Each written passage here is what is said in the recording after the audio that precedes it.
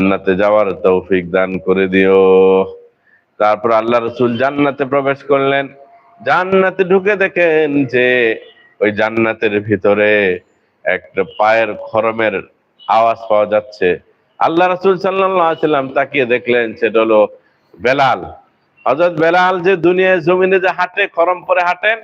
খরম মানে ওই যে আপনার এই আগেরকার যুগে তো প্লাস্টিকের চামড়ার জুতা ছিল না, এরকম আপনার কাঠের থাকতো, খরম থাকতো, কাঠের খরম পরিধান করে তারা চলতো।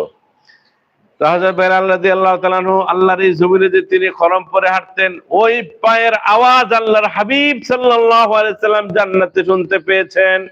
জান্নাতে যখন আল্লাহর হাবিব বেলালের পায়ের আওয়াজ পেলেন, তখন ভাবলেন যে ব্যাপার কি, আমার বেলাল এমন কি আমল করেছে, আমলের বরকতে আল্লাহ তাআলা তাকে জান্নাতে জান্নাতে তার পায়ে